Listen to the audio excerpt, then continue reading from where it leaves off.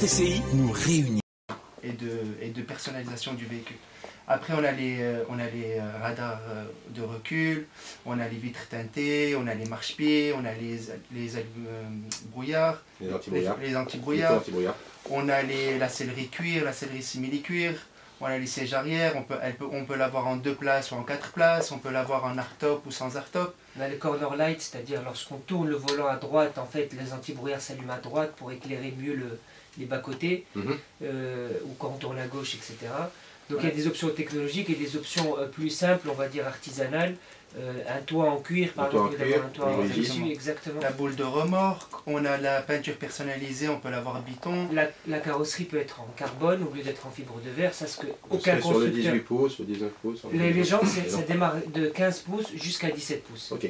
Alors moi j'ai une question à poser. Bon, étant donné que vous êtes une entreprise tunisienne, ce que je veux savoir c'est, vous êtes combien en fait? Qu'est-ce que vous représentez? Combien est-ce que vous avez recruté? Quels sont vos objectifs de recrutement? Voilà, ça aussi ça nous importe. Alors pour une production jusqu'à 1000 véhicules, on ne va pas dépasser 60 employés.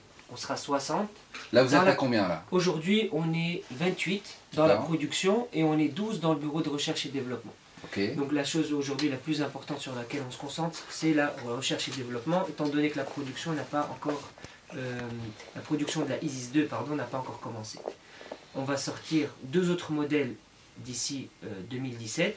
Donc là on sera obligé de recruter, en fait, de doubler le nombre de nos employés, de nos collaborateurs. Et vous avez, c'est-à-dire que quand même, est-ce que les banques vous supportent ou pas? Est-ce que quand ça se passe un peu? Alors, au jour d'aujourd'hui, on a eu la chance en fait. Alors on rappelle, c'est Wallis-Car, donc on parle de Wallis-Car, on est avec Romain Yeaga, pour ceux qui prennent le volant. Qui prennent le volant, exactement. En cours. Roulez prudemment. Voilà. Alors, au niveau du financement, lorsqu'on a commencé, en fait, on a commencé vraiment petit. On a commencé dans un garage avec 150 000 dinars, entre guillemets, c'est très petit pour l'industrie automobile. Ensuite, lorsqu'on a développé nos premiers prototypes et qu'on a présenté... C'est rien du tout en fait, c'est même pas le prix d'un garage. Oui, exactement. Donc c'est très peu, on louait le garage en fait, en plus. On ne l'avait pas acheté. Et finalement, en fait, lorsqu'on est parti au mondial d'automobile, nos clients connaissant, les clients étrangers connaissant, en fait, on va dire, la valeur du produit puisqu'il est fait main, ils savent qu'il va être...